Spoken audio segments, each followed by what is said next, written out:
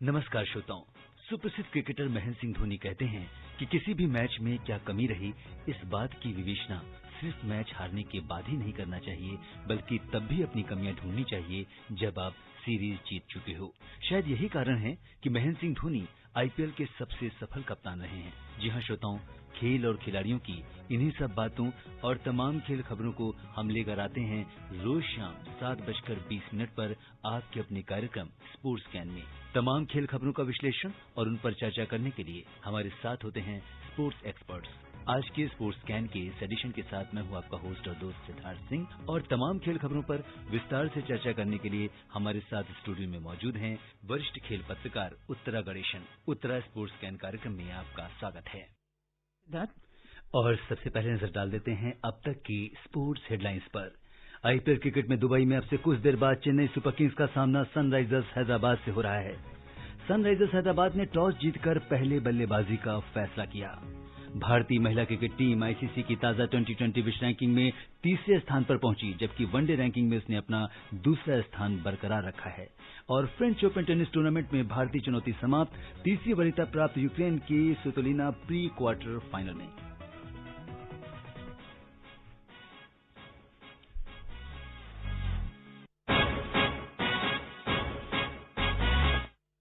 और सबसे पहले बात करते हैं आईपीएल की।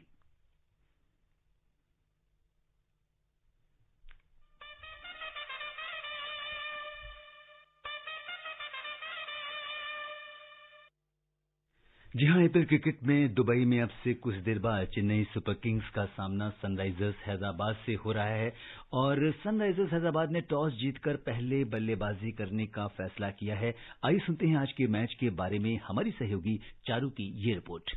आईपीएल क्रिकेट में अब से कुछ देर बाद सबकी नजरें दुबई इंटरनेशनल स्टेडियम में होने वाले सीजन के 14वें मैच पर होगी, जिसमें चेन्नई सुपर किंग्स के कप्तान महेंद्र सिंह धोनी की धुरंधर सनराइजर्स हैदराबाद के खिलाफ मैदान में उतरेंगे। जहां एक ओर सीएसके आईपीएल मुकाबले में वापसी करने के लक्ष्य के साथ उतरेगी, वहीं डेविड वार्नर की हैदराबाद टीम जीत की लय बरकरार रखना चाहेगी। चेन्नई को पिछले 2 मुकाबले में लगातार हार का सामना करना पड़ा था और टीम एक सप्ताह की ब्रेक के बाद अपना चौथा मुकाबला खेलने जा रही है। दोनों टीमों ने अब तक 3-3 मैच खेले हैं, जिनमें 1-1 में दोनों को जीत, जबकि 2 में उन्हें हार का सामना करना पड़ा है। अंक तालिका में दोनों टीमें सबसे निचले पायदान पर हैं। आईपीएल के पिछले 2 सीजन की बात करें तो दोनों टीमों के बीच 6 मुकाबले हुए हैं, जिनमें चेन्नई ने 5 जबकि हैदराबाद ने 1 मैच जीता है। आज देखना दिलचस्प होगा कि मैच किस टीम के नाम रहता है। Charu Saxena, sports scan.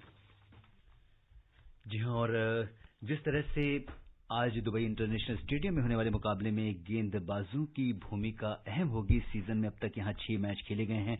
सभी मैचों में यहां कोई भी टीम चेज नहीं कर पाई है। दिल्ली, पंजाब और बेंगलुरु मुंबई की मैच का फैसला सुपर ओवर में हुआ था, लेकिन दोनों मैचों में पहले बल्लेबाजी करने वाली टीम को ही जीत मिलेगी। और इस तरह से अगर हम पिच की बात करें तो स्लो विकेट होने की वजह से स्पिनर्स को मदद मिल सकती है, साथ ही बल्लेबाजों को भी ये पिच मदद करेगी। उत्तरा, आप आईपीएल में बहुत क्लोजली आप इसको वॉच कर रही हैं, नजर बनाए हुए हैं, इसका विश्लेषण कर रही हैं, क्या कुछ लगता है आपको आज के मैच में? देखिए, इंटरेस्टिंग मुकाबला होगा क्योंकि दोनों टीमें जीतना जरूर चाहेंगी। दोनों इस ग्राउंड पे 3-3 मैच खेल चुकी हैं, 2-2 हार चुकी हैं, और खासकर कि सीएसके के लिए बहुत जरूरी होगा, क्योंकि जिस तरह से उन्होंने पहला मैच जीता था और उसके बाद 2 मैच लगातार वो हारे हैं, वो सिर्फ हार की बात नहीं है, जिस तरह से हारे हैं वो हार का तरीका जरूर उनको थोड़ा सा चुभ रहा होगा, क्योंकि दोनों ही मैच में ऑलमोस्ट ऐसा लग रहा था कि वो आधे इनिंग्स तक पहुंचते पहुंचते उन्होंने हाथ खड़े कर दिए हैं। उनके पास बैटिंग में वो क्षमता नहीं दिख रही थी कि कोई उसको लेके जा सके एंड तक मैच को, तो थोड़ा सा उनके लिए जरूर चिंता का विषय है। अच्छी बात यह है कि 6 दिन का गैप मिला है उनको, और अंबती रायडू टीम में वापस आए हैं, जिन्होंने पहले मुकाबले में एक तरह से जीत की नींव डाली थी सीएसके के लिए। ज्यादा बड़ी बात यह है कि ब्रावो वापस टीम में आ गए हैं अब फिट होके, तो उससे उनको बहुत फर्क पड़ेगा, क्योंकि पहले 3 मैच में जो हम लोग लगातार ये कहते हैं कि सीएसके के सीनियर प्लेयर्स हैं, 30 के ऊपर है, सारे डैड्स आर्मी है, लेकिन पिछले कई सालों से अगर हम देखें तो यही इनकी टीम चल रही है और कभी भी वो अपने यंगस्टर्स या एक्सूबरेंस या ब्रिलियंस उस तरह की वजह से कभी नहीं जीते हैं। वो हमेशा अपने एक्सपीरियंस और एक टीम एफर्ट की वजह से जीतती आई है। वो उस टीम का यूएसपी रहा है। और जब आपके पास एक पूरी टीम हो, और जैसा मैंने पिछली बार भी जब मैं आई थी तो मैंने कहा था कि ठीक उससे पहले, ठीक टूर्नामेंट शुरू होने से पहले आपके 2 खिलाड़ी कोविड में आइसोलेशन में चले जाएं, आपके 2 बड़े प्लेयर वापस इंडिया आ जाएं, एक तो गए ही नहीं थे यहां से, जिनके आसपास आपकी पूरी टीम की प्लानिंग तैयार होती है, एक 5वां इंटरनेशनल प्लेयर जो सीपीएल जीत के आ रहा है और वो इंजरी की वजह से खेल नहीं पाया आपके 3 मैच, तो उस तरह से टीम कॉम्बिनेशन बनना आसान होता नहीं है। बहुत आसान होता है यहां बैठ के क्रिटिसाइज कर देना कि 35 साल के हैं, 36 साल के हैं, खेल नहीं पा रहे हैं, लेकिन अब उस 36 साल की उम्र में भी आपकी टीम के 6 खिलाड़ी ऐसे हैं जो पूरी तरह से है नहीं वहां पे, 3 है नहीं और 2 फिट नहीं है, तो आप किस तरह से अपनी टीम की प्लानिंग करेंगे? अब मुझे लगता है शायद ये जो ब्रेक है, स्टीवन फ्लेमिंग ने भी कहा है कि बहुत अच्छे से उनको एनालाइज करने का मौका मिला है कि क्या सही है, क्या गलत है, क्या टीम कॉम्बिनेशन बनाने की जरूरत है। जो मैच हारने के बाद, जो लास्ट मैच था उसके बाद भी उन्होंने यही कहा था कि ये जो गैप मिला है ये उनको एक बार पूरी टीम के साथ बात करने का मौका मिलेगा कि दोबारा से वापसी करने के लिए किस तरह की स्ट्रेंथ चाहिए, कहां वो वीकनेस रह गई। और धोनी अपनी एनालिसिस के लिए जाने जाते हैं, वो कमबैक बहुत अच्छा करते हैं, तो निश्चित तौर पर जो है ये देखना बड़ा दिलचस्प होगा आज की क्या होता है। आज की टीम को देख के जरूर लग रहा है कि अच्छा कम से कम टक्कर बेटर मिलेगी पिछले 2 मैच के मुकाबले। वहीं मुझे लगता है कि वार्नर भी बहुत डेस्परेट हैं जीतने के लिए, क्योंकि इस वक्त वो बहुत नीचे चल रहे हैं और जीत उनके लिए बहुत जरूरी है 2 मैच हारने के बाद। बिल्कुल, और चेन्नई ने 2010, 2011 और 2018 का खिताब जीता था। साथ ही ये टीम 5 बार आईपीएल रनर अप भी रही है। वहीं दूसरी ओर हैदराबाद ने 2 बार खिताब अपने नाम किया है। और आईपीएल की अगर हम कल की बात करें तो 13वें सीजन के 13वें मैच में कल मुंबई इंडियंस ने किंग्स 11 पंजाब को 48 रन से हरा दिया। टॉस हारकर मुंबई ने 192 रन का लक्ष्य दिया था। जवाब में पंजाब 8 विकेट पर 143 रन ही बना सकी। पंजाब के खिलाफ मुंबई की ये सबसे बड़ी जीत है। इससे पहले मुंबई ने पंजाब को 2016 में 25 रन से हराया था। वहीं जो सबसे बड़ी हाईलाइट कल की रही कि रोहित शर्मा की हमेशा से वो अपने खेल के लिए जाने जाते हैं। आईपीएल में 5000 रन बनाने वाले तीसरे खिलाड़ी भी वो अब बन गए हैं। और उन्होंने जो है, अगर हम बात करें तो कोहली और रैना, उसके बाद अब रोहित। देखिए, रोहित के क्लास पे और उनकी क्वालिटी पे तो कभी शक रहा ही नहीं है। ये थोड़ा सा वो उस तरह से एग्रेसिव नहीं है जैसे कोहली दिखते हैं फील्ड पे, बहुत ओपनली एक्सप्रेस उस तरह से नहीं करते हैं, तो लोगों को लगता है कि वो लेट बैक हैं, लेकिन उससे उनका गेम को नहीं डिसाइड किया जा सकता। वो हमेशा से बहुत क्लास प्लेयर रहे हैं, हर फॉर्म में रहे हैं। तो और सबसे बड़ी बात यह है कि हम ये भूल जाते हैं कि लगातार जब चेन्नई की बात होती है कि महेंद्र सिंह धोनी कप्तान रहे हैं और उन्होंने 3 बार टाइटल जीता, हम ये भूल जाते हैं कि रोहित शर्मा ने 4 बार जीता है मुंबई के साथ। तो उनकी कप्तानी पे भी कोई डाउट नहीं है। जिस तरह से कल उन्होंने बैटिंग की थी और उसके बाद जिस तरह से उन्होंने बैटिंग ऑर्डर डिसाइड किया था अपनी टीम का, और उसके बाद जब फील्डिंग की बारी आई तो जिस तरह से उन्होंने अपने बॉलर्स को यूज किया था, उससे बहुत साफ दिखता है कि वो सिर्फ एक खिलाड़ी के तौर पे जितना उनको हाईलाइट किया जाता है, शायद उनकी कप्तानी थोड़ी सी शैडो में चली जाती है, लेकिन वो कप्तान बहुत अच्छे हैं। बहुत अच्छे हैं। रोहित शर्मा ने आईपीएल में अपना जो कल 38वां अर्धशतक लगाया, इसी के साथ लीग में सबसे ज्यादा, अगर हम अर्धशतक या 50 लगाने की बात करें तो रोहित ने चेन्नई सुपर किंग्स के सुरेश रैना की बराबरी की है। वहीं अब तक अगर हम बताएं तो लीग में सबसे ज्यादा 50 का जो रिकॉर्ड है वो सनराइजर्स हैदराबाद के कप्तान डेविड वार्नर के नाम है। उन्होंने 44 बार अर्धशतक लगाया है। और मुझे लगता है कि आज भी उनको बहुत जरूरत है मारने एक और हाफ सेंचुरी या सेंचुरी की, क्योंकि उनकी टीम उनसे ये उम्मीद रखती है। बिल्कुल, तो देखना दिलचस्प होगा कि कौन सी टीम का पलड़ा भारी रहता है। और क्रिकेट की ही बात करते हैं और बात करते हैं आईसीसी रैंकिंग की। भारतीय महिला क्रिकेट टीम न्यूजीलैंड को पीछे छोड़कर अंतर्राष्ट्रीय क्रिकेट परिषद यानी आईसीसी की ताजा विश्व रैंकिंग में टी20 में 30वें स्थान पर पहुंच गई है, जबकि वनडे रैंकिंग में उसने अपना दूसरा स्थान बरकरार रखा है। आईसीसी के बयान के अनुसार टी20 रैंकिंग में ऑस्ट्रेलिया और इंग्लैंड पहले 2 स्थानों पर काबिज हैं।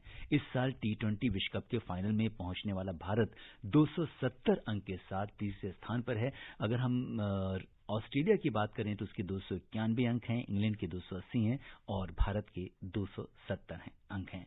और वहीं न्यूजीलैंड से 1 अंक जो है वो भारत आगे है, जो चौथे स्थान पर है।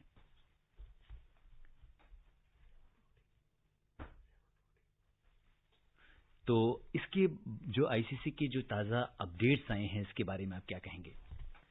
देखिए, क्रिकेट एक ऐसा गेम है जिसमें जब रैंकिंग्स की बात आती है तो बहुत ज्यादा भावुक हो जाते हैं लोग, लेकिन इस साल खास करके मुझे लगता है कि रैंकिंग्स को थोड़ा सा उतनी तवज्जो नहीं मिलनी चाहिए, क्योंकि जब साल के 6-8 महीने कुछ हुआ ही ना हो तो रैंकिंग्स की जब बात करें, वो शायद मेरे ख्याल से अभी रिलीज भी शायद इसीलिए किया है क्योंकि अभी इंग्लैंड ने होस्ट किए हैं काफी टीम्स को और सीरीज खेली है, पर उसके अलावा इस साल कम से कम रैंकिंग्स की बहुत ज्यादा वैल्यू नहीं रह जाती है, क्योंकि रैंकिंग्स का मतलब तब होता है जब सारी टीमों को खेलने का मौका मिले और हर टीम को कुछ ना कुछ दिखाने का मौका मिले कि वो क्या कर रही हैं। जब टीमें खेलेंगी नहीं तो रैंकिंग्स का कोई मतलब रह नहीं जाता है। जी बिल्कुल, और ये बहुत दिलचस्प है कि ये देखना कि किस तरीके से, और यहाँ पे एक चीज और भी जो रैंकिंग है इसमें 2016-17 के परिणामों को हटा दिया गया है। यहाँ पे एक और इम्पोर्टेंट बात है। इसके अलावा 17-18 और 18-19 के परिणाम को 50% और 19-20 के परिणामों को 100% आंक कर नई रैंकिंग जो है तैयार की गई है। देखिए, रैंकिंग्स में सुधार होना बहुत जरूरी था, पर फिर वही बात है कि ज्यादातर हर खेल में इस तरह की रैंकिंग्स को लेके एडजस्टमेंट्स होते हैं ताकि जो बिल्कुल लेटेस्ट आपकी परफॉर्मेंस है उसको रिफ्लेक्ट की जा सके। वरना अगर उस चीज का नहीं ध्यान रखेंगे तो अगर हम उसको हॉकी का एग्जांपल लें तो फिर ऐसा होगा कि इंडिया कभी नंबर 1 से हटेगा ही नहीं, क्योंकि आप पुराना सारा रिकॉर्ड लेके चल रही हैं। ये रॉजर फेडरर को कभी कोई नंबर 1 पोजीशन से हटा ही नहीं पाएगा टेनिस में, क्योंकि उन्होंने इतना कुछ किया है अपनी लाइफ में जब से उन्होंने खेलना शुरू किया है प्रोफेशनली, कि वो इतना इकट्ठा हो जाएगा कि कोई और उनको हटा नहीं पाएगा। इन्हीं सारी चीजों को एडजस्ट करने के लिए पुराने रैंकिंग पॉइंट्स को हटाया जाता है, और मेरे ख्याल से वो बिल्कुल सही तरीका भी है। जी, और इसके साथ ही वनडे रैंकिंग में भारत 121 अंक हैं भारत के, और इंग्लैंड के 119 अंक हैं। इनमें से दोनों ने 4-4 अंक गंवाए हैं, लेकिन उन्होंने दूसरा और तीसरा स्थान बरकरार रखा है। और अब बात करते हैं टेनिस की, और फ्रेंच ओपन की तीसरी वरीयता प्राप्त यूक्रेन की एलिना स्वितोलिना ने अपना शानदार अभियान जारी रखते हुए 27वीं वरीयता प्राप्त रूस की एकाटेरिना अलेक्सांड्रोवा को आज लगातार सेटों में हराकर 3 वर्षों में पहली बार फ्रेंच ओपन टेनिस टूर्नामेंट के प्री क्वार्टर फाइनल में जगह बना ली है। एकाटेरिना ने अलेक्सांड्रोवा को 6-4, 7-5 से हराया और अपने करियर में चौथी बार चौथे राउंड में पहुंच गईं। विश्व की 5वें नंबर की खिलाड़ी पिछले 2 वर्षों में यहां तीसरे दौर में हारी थीं। उन्होंने ये मुकाबला 1 घंटे 40 मिनट में जीता। तो जिस तरह से आज एलिना स्वितोलिना ने अपना जो विजयी अभियान है उसको जारी रखा है, अच्छी बात है। और ये जरूर है कि पिछले साल के मुकाबले इस साल एक नया चैंपियन जरूर मिलेगा, क्योंकि जो डिफेंडिंग चैंपियन है एशले बार्टी, उन्होंने विड्रॉ किया है, वो खेल नहीं रही हैं, बल्कि जो रनर अप थी वो भी नहीं है। तो नया चैंपियन ही नहीं, नए 2 फाइनलिस्ट मिलने की उम्मीद है। पर जिस तरह से हो रहा है वहां पे टूर्नामेंट, काफी दिक्कत जरूर आ रही है खिलाड़ियों को, जितने एस्टैब्लिश्ड प्लेयर्स हैं उनको भी, क्योंकि नॉर्मली इस टाइम पे फ्रेंच ओपन होता नहीं है। इस टाइम पे ग्रैंड स्लैम सीजन खत्म हो चुका होता है यूएस ओपन के साथ, और लोग अगले सीजन के लिए या तो तैयारी में जुटे होते हैं या अपने रिहैब में चले गए होते हैं। और जिस टाइम पे नॉर्मली फ्रेंच ओपन होता है मई जून में, उसके मुकाबले इस वक्त वहां पे वेदर इतना डिफरेंट है कि राफेल नडाल और डोमिनिक थीम जैसे प्लेयर्स ने भी क्रिटिसाइज किया है कंडीशंस को लेके, कोर्ट्स को लेके, जिस तरह से बॉल्स यूज हो रही हैं उनको लेके। तो आसान किसी के लिए भी नहीं रहेगा, खासकर कि ऐसे सीजन में जब खिलाड़ियों ने बहुत ज्यादा खेला नहीं है, उसके बाद आप सीधा हार्ड कोर्ट से क्ले कोर्ट पे आ रहे हैं, जबकि नॉर्मली प्रोफेशनल्स जो हैं वो क्ले कोर्ट से हार्ड कोर्ट की तरफ जाते हैं, जो नॉर्मल ट्रेडिशनल कैलेंडर होता है उसके हिसाब से। ये सारी चीजें जब होती हैं तो बहुत मुश्किल हो जाता है ये बताना कि आगे क्या होगा या कौन सा खिलाड़ी कैसे परफॉर्म करेगा। सिर्फ एक चीज की गारंटी ले सकते हैं कि कम से कम नोवाक जोकोविच अगले 1-2 राउंड और अपने जरूर जीतेंगे, क्योंकि वो जिस फॉर्म में चल रहे हैं उनको जब तक उनके सामने कोई बड़ा खिलाड़ी नहीं आता जैसे कि नडाल या टीम, तब तक उनके हारने की गुंजाइश नहीं है। उसके अलावा किसी भी खिलाड़ी के फॉर्म को लेके या परफॉर्मेंस को लेके कुछ भी इस वक्त अंदाजा लगाना मेरे ख्याल से बहुत मुश्किल है। और आगे देखना होगा कि क्या होता है इसमें, क्या कुछ खिलाड़ी अपना प्रदर्शन कर पाते हैं। बिल्कुल। और फ्रेंच ओपन पे ही रहते हैं, बात करते हैं भारत की परफॉर्मेंस की। भारत के शीर्ष डबल्स खिलाड़ी, उनके जोड़ीदार कनाडा के डेनिस शापोवालोव को clay court grand slam French tennis tournament के पहले दौर में ही हार का सामना करना पड़ा। बोपन्ना और शापोवालोव को कनाडा के वासिक पोस्पिसिल और अमेरिका के जैक्सोक ने 6-2, 6-2 से हराकर दूसरे दौर में जगह बना ली। बोपन्ना और शापोवालोव इससे पहले यूएस ओपन और इटालियन ओपन के क्वार्टर फाइनल तक पहुंचे थे, लेकिन फ्रेंच ओपन में उनकी पहले दौर में ही छुट्टी हो गई। तो ये एक बड़ा झटका हमारे लिए है, क्योंकि उम्मीद थी अभी तक भारत जो है इसमें बना हुआ था कहीं ना कहीं। तो ये जिस तरह से बाहर हुए हैं और 6-2 से हारे हैं, कि मुझे लगता है कि इस वक्त जैसे मैंने कहा कि एक तो कंडीशंस वैसे ही बहुत डिफरेंट हैं फ्रेंच ओपन की हर साल के मुकाबले, और हालांकि प्रोफेशनल लेवल पे खेल रहे हैं, पर मुझे लगता है कहीं ना कहीं अब हमको थोड़ा सा आगे सोचने की जरूरत है। हमने रोहन बोपन्ना के बारे में भी, देश ने कम से कम, जो लोग कवर करते हैं वो तो खैर रोहन बोपन्ना के बारे में कई सालों से जानते हैं कि वो बहुत अच्छे खिलाड़ी हैं, लेकिन देश ने उनके बारे में तब सोचना शुरू किया जब लिएंडर पेस ने फाइनली अनाउंस किया कि अब वो आगे नहीं खेलेंगे। तो ये एक जनरेशन में एक खिलाड़ी के ऊपर पूरा फोकस जो है, मुझे लगता है थोड़ा सा आगे बढ़ने की जरूरत है। अगर सुमित नागल 23 साल में 127 रैंक पे हैं और सिंगल्स में हैं हमारे सबसे बड़े खिलाड़ी, तो कहीं ना कहीं हमें डबल्स पे ध्यान देना पड़ेगा, क्योंकि इस तरह से रोहन बोपन्ना और दिविज शरण और पूरव राजा के भरोसे हम आगे और कई सालों तक नहीं खींच सकते। बिल्कुल, क्योंकि भारत के दिविज शरण, उनके जोड़ीदार कोरिया के सुनवू कून 16वीं वरीयता प्राप्त जोड़ी, अमेरिका के ऑस्टिन क्राइजेक और क्रोएशिया के फ्रांको स्कुगोर के हाथों 2-6, 6-4 और 4-6 से हार गए थे। दिविज शरण वर्ष के आखिरी ग्रैंड स्लैम यूएस ओपन के पहले राउंड में भी हार गए थे। भारत के सुमित नागल और प्रजनेश गुणेश्वरन सिंगल्स के क्वालिफायर के पहले राउंड में ही बाहर हो गए थे, जबकि रामकुमार रामनाथन को दूसरे दौर में दूसरी वरीयता प्राप्त ऑस्ट्रेलिया के क्रिस्टोफर ओ कॉनेल से 4-6, 2-6 से हार का सामना करना पड़ा था। तो अभी बहुत इंप्रूवमेंट की कहीं ना कहीं गुंजाइश है। हम हमारे टॉप 3 जो सिंगल्स के खिलाड़ी हैं, हम उनके क्वालिफायर्स में बाहर होने की अगर बात कर रहे हैं किसी ग्रैंड स्लैम के, तो उसी से हम अंदाजा लगा सकते हैं कि और कितने इंप्रूवमेंट की जरूरत है। ये अच्छे खिलाड़ी जरूर हैं, और सबसे अच्छी बात है कि ये तीनों खिलाड़ी जो हैं वो काफी सालों से देश के बाहर रह के अपनी ट्रेनिंग ले रहे हैं, और मुझे लगता है यही आगे भी होना चाहिए, क्योंकि जहां आपको फैसिलिटी मिलती है आपको अपना कंफर्ट जोन छोड़ के बाहर जाना ही पड़ेगा अगर आपको इंप्रूव होना है तो। और बात करते हैं एथलेटिक्स की। वैश्विक महामारी कोरोना वायरस के प्रकोप को ध्यान में रखते हुए एथेंस मैराथन 2020 को रद्द कर दिया गया है। हेलेनिक एथलेटिक्स फेडरेशन यानी SEGAC ने 7 और 8